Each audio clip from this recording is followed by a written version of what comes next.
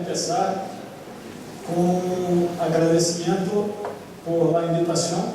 É um honor estar aqui com você para falar um pouco de um tema que a mim em particular me gusta muito, que é a Amazônia. Eu estive allá por 5 anos e meio, quase um pouquinho mais, pero creio que muita gente acá já la conhece, pero vamos tratar acá de conhecer as principais ameaças transnacionais, conhecer um pouco do ambiente amazônico e como o Brasil ha combatido esse problema. Não sei se todos conhecem a Amazônia. Se não conhecem, les invito a, dentro desta agenda, conhecer a Amazônia brasileira, os crimes ambientais e a atuação do Estado. Para começar, um pouco de imagens, um vídeo rápido com algumas imagens desta Amazônia.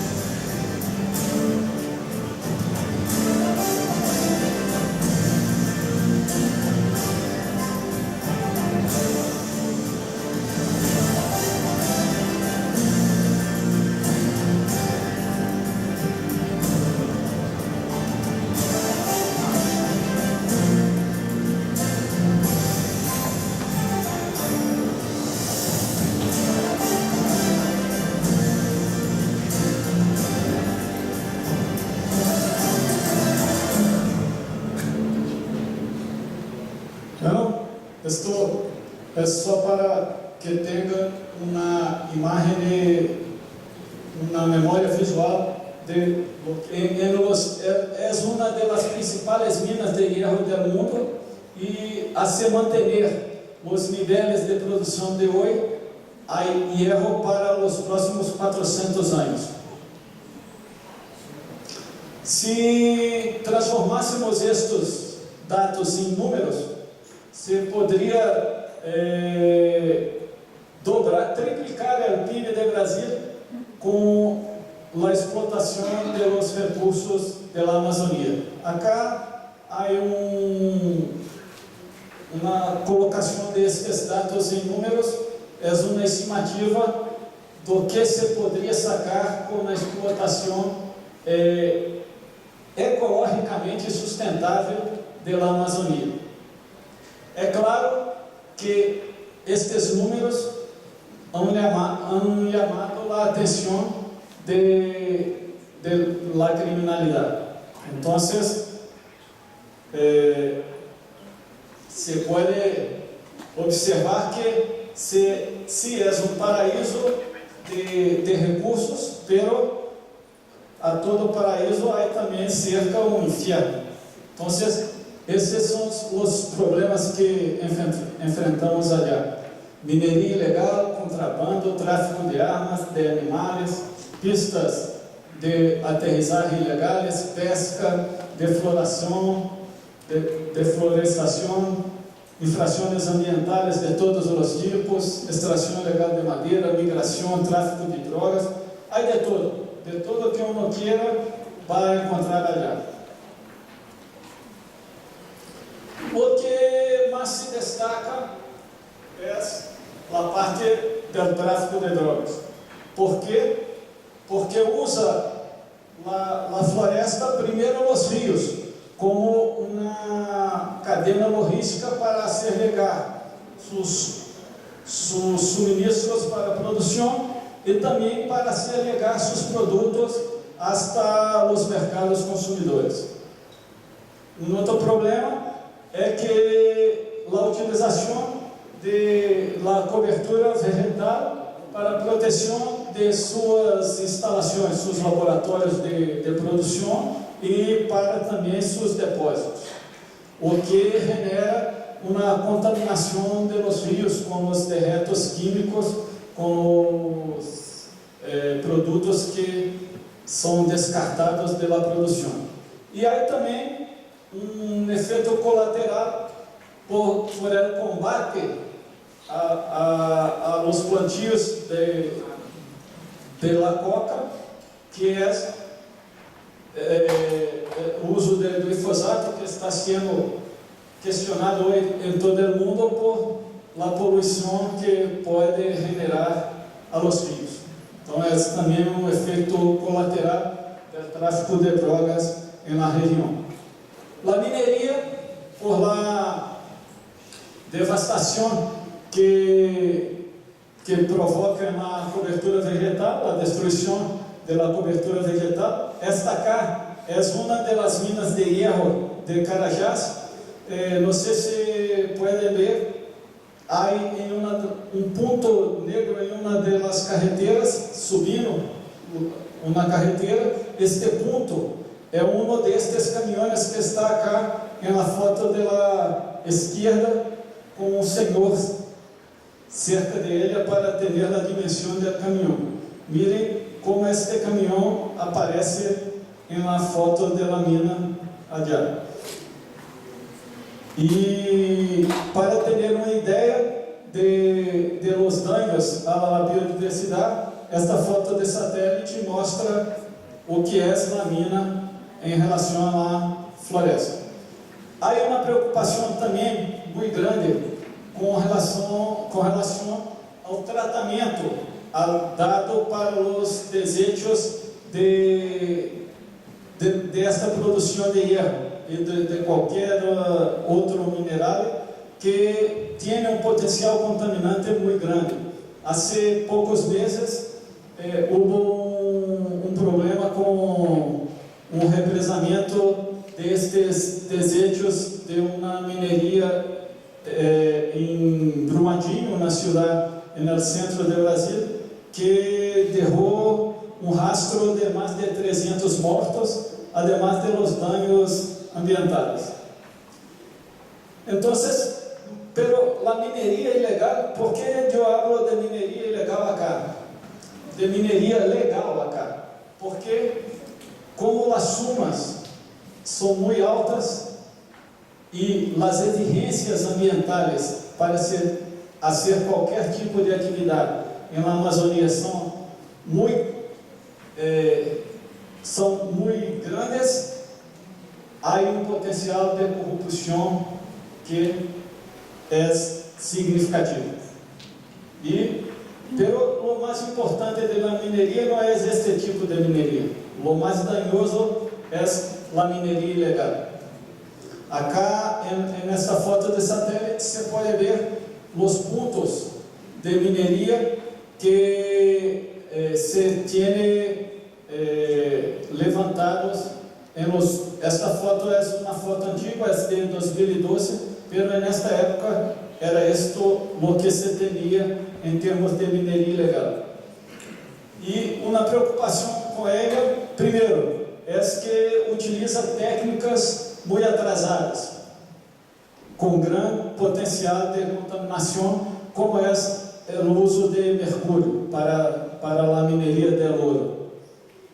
Además, usa também uma técnica que é succionar a terra de los rios e la passa la tratam com mercúrio e la passam por sucessivas peneiras para que se quede o ouro, se queda mais pesado, se queda nessas peneiras, ou então nestas balsas, aí depois de passar por las peneiras, a água se passa por um tapete. Este tapete é como um carpete. Como o ouro está pesado, se queda preso neste carpete e depois saca o carpete para buscar a lua. O problema também é que para fazer isto, hacen uma invasão de terras, áreas de preservação, reservas indígenas, parques ambientais, não há fronteiras para isso. E como o ouro e o diamante possuem grandes valores em pequenos volumes, este tipo de ação empieza a estar ligado também ao tráfico, empieza a estar ligado ao lavado de ativos, à evasão de recursos. Outro problema ambiental é a venda de animais silvestres. Os animais alcançam um preço muito elevado por colecionistas ou por instituições de investigação que os usam para os mais diversos fins. Também há uma procura muito grande para o consumo de carne ou para a retirada da pele de alguns animais, para produção de calçados, de bolsos ou seja solamente para ornamentação. Também a apropriação de recursos da Amazônia para uso científico e o uso de patentes de produtos da Amazônia. Há pouco tempo, o Brasil estuvo involucrado em uma disputa judicial com o Japão por o uso da marca de uma fruta, o cupuaçu, que havia sido patenteado como um produto japonês. E, então, depois de todos esses problemas, se estabeleceram também, porque não há como que proibir o uso de los recursos para a pesquisa científica. Então, se estabeleceu em 2015 um regulamento para o uso destes recursos. Há procedimentos que têm que ser cumpridos, mas sempre há uma busca de se burlar este regulamento. Acá, esta rama é um exemplo disso. Há pouco tempo, uma professora, uma investigadora francesa, ha sido presa no aeroporto de Guarulhos, em São Paulo, com uma quantidade muito grande de ranas desta. Por quê? Qual é o interesse nesta rana? Ela libera uma secreção em sua pele que é rica em um produto que tem efeitos antibióticos e anestésicos.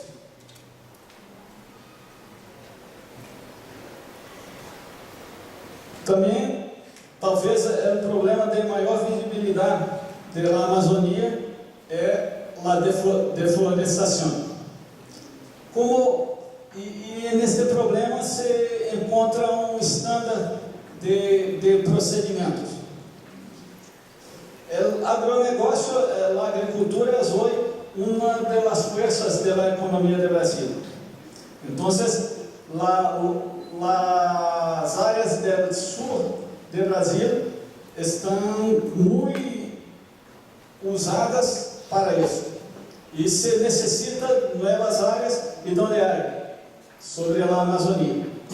Então, existe uma pressão muito grande que vem de sul para norte com esta questão de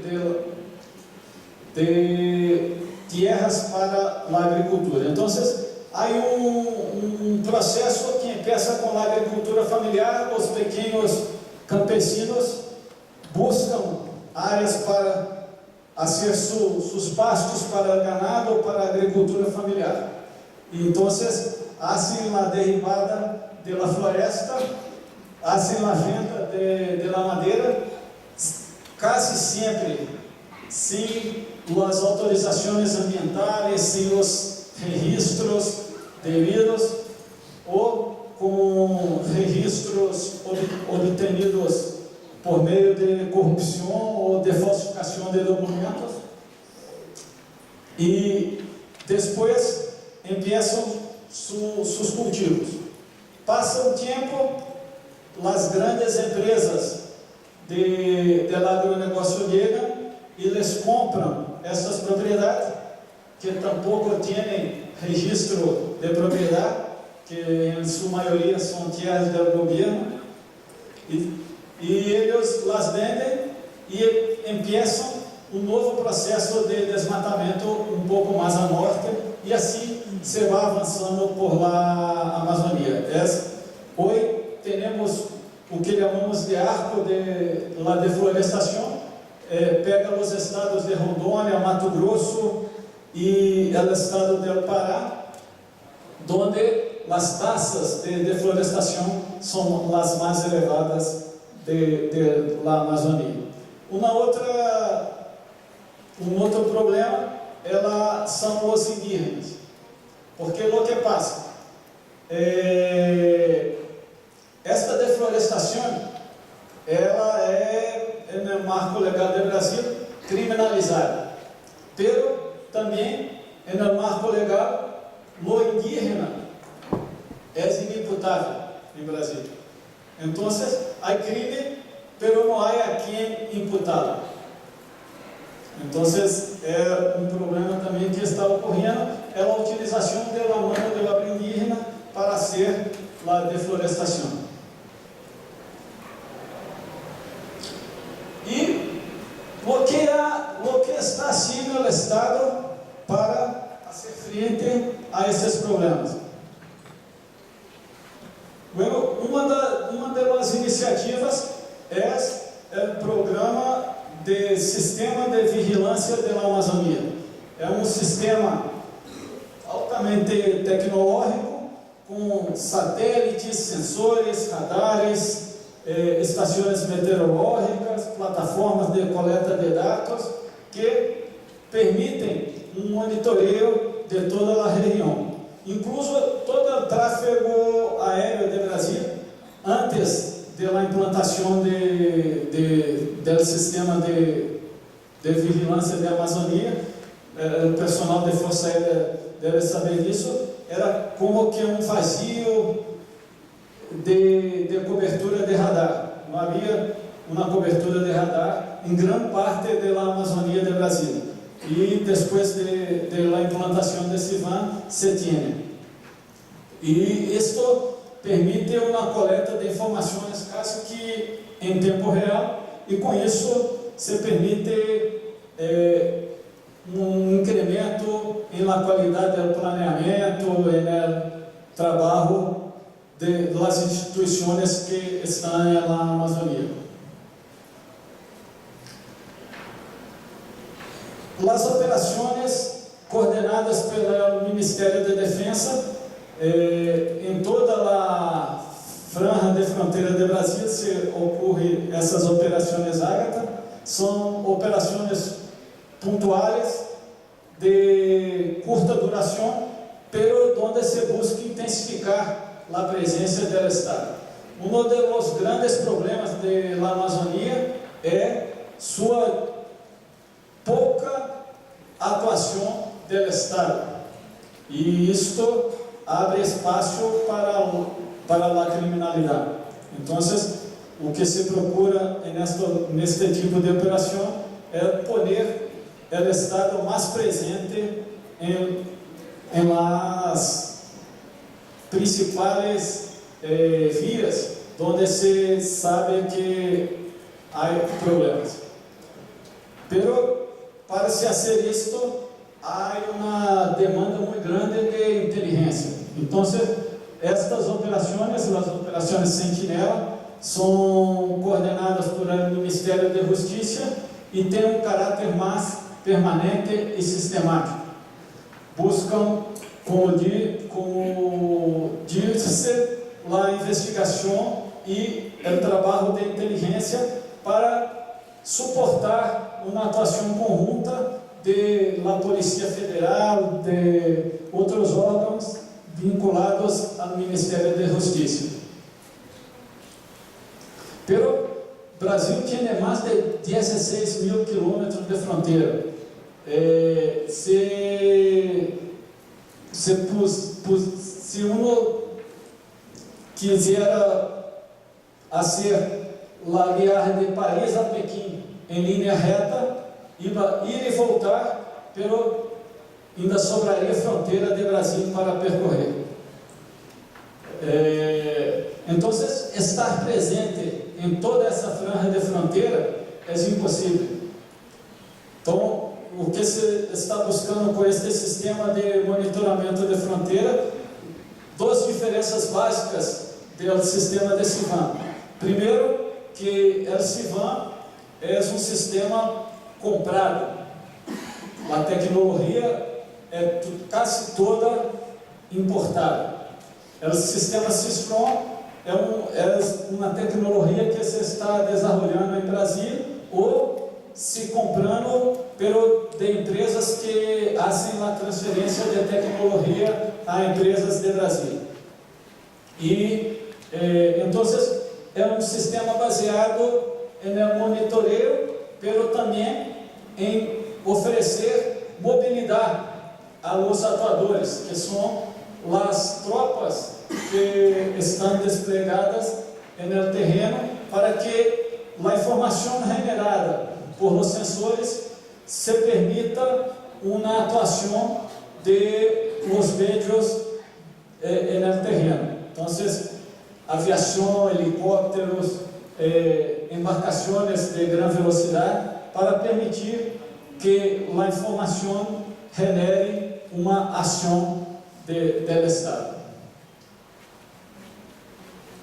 Pero em muitas partes da Amazônia, a única presença de Brasil é um pelotão de fronteira, é um batalhão ou uma companhia. Então, o que está no marco da lei de Brasil é o poder de polícia para as Forças Armadas. Na franja de 150 quilômetros da fronteira hacia o interior do país, as Forças Armadas têm todos os poderes da polícia. E isto genera ações diretas de combate a narcotráfico, mineria ilegal ou deforestação, e também ações de apoio aos órgãos de fiscalização ambiental, os órgãos de controle de mineria, etc., com apoio logístico, de comunicações, de inteligência, para que estes órgãos puedan hacer sus trabajos. La ley de abate, creo que acá en Colombia también haga este procedimiento, es la autorización para la derribada de aeronaves consideradas sospechas por no terem um plano de voo ou uma identificação que se permita concluir que se trata de um transporte idôneo. Claro que há uma série de protocolos a serem seguidos de identificação, comunicação com a aeronave, de sinalização para que aterrize num aeroporto identificado para que se hagam as verificações, pero se depois de todos esses procedimentos a aeronave sospecha acata as recomendações, há os procedimentos de tiros de advertência e depois la derribaram. Aí em Brasil, não sei como se está esta situação aqui em Colômbia, pero há em Brasil um questionamento jurídico muito grande desta lei, que se está, segundo alguns abogados, se está condenando um suspeito à morte sem um processo judicial. Pero, em verdade, o que se passou com isto foram duas coisas. Primeiro, um incremento de las prisões e apreensões de drogas em los barcos, por um incremento do transporte fluvial. Segundo, um câmbio de rutas. Se começou a usar mais as rutas passando por Venezuela e Suriname para alcançar particularmente Belém, onde a droga sai para o Oceano Atlântico. E um terceiro é uma nova modalidade que é a lluvia de paquetes de cocaína. Que passa? A aeronave não entra no espaço aéreo do Brasil. Ela passa volando muito baixo sobre algumas haciendas, abre a porta e lança os paquetes em áreas destas haciendas que não há nada plantado. E depois se recolhe estes paquetes para pôr em autos e levar para os centros de consumo. Em verdade, em minha opinião, a única coisa prática que aconteceu foi o câmbio do modo de transporte depois dessa lei. Pero é um instrumento importante para que se pueda, ao mínimo, evitar um dos modais de transporte. Bueno, estamos avançados em nosso tempo. Algumas observações, algumas conclusões. A primeira é a importância da integração e da coordenação dos esforços. O crime não é um problema que afeta um país apenas. Os traficantes e todas as outras modalidades não costumam levar muito em consideração as linhas de fronteira. Então, para que se pueda efetivamente combatê-los, há que também integrar as ações para que estas ações puedan passar estas linhas de fronteira. O outro problema, a outra questão é a integração da Amazônia com as outras regiões, porque em São Paulo tem toda a facilidade de internet, de saúde, de trabalho, e qual as oportunidades de trabalho que tem campesino para cuidar de sua família allá en el medio de la selva. Vai ter que matar um animal para alimentar sua família, vai ter que derribar a floresta para fazer seus cultivos. E o que o Estado está fazendo para criar uma alternativa ecologicamente sustentável a este homem? Então, esta integração é importante. A outra é o que eu chamei de certeza da lei, porque o narcotraficante que faz a mineria ilegal ou que está derribando uma floresta, ele sabe que não vai passar nada, ou se passar alguma coisa, vai levar muito tempo até que seja condenado ou que tenha que pagar uma taxa ou uma coisa assim. Então, há que se incrementar as ações de fiscalização, a judicialização das ações criminais, para que se passe del tempo em que o crime compensa, porque hoje vale a pena. Uno sabe que vai ter grandes ganhos e correr um risco muito pequeno. E a outra solução é que não é um problema de polícia, é um problema de segurança e de saúde do Estado. Então, o Estado tem que poner em este combate todas suas capacidades. E, às vezes, é difícil esta percepção por parte de los governos, ou, às vezes, se empieza um trabalho, mas não há continuidade, porque era uma política do outro partido, e não se vê isto como uma questão do Estado, sim do governo. Então, esta ação integral do Estado, creio que ser talvez a principal ferramenta para a solução dos problemas ambientais e criminais da Amazônia.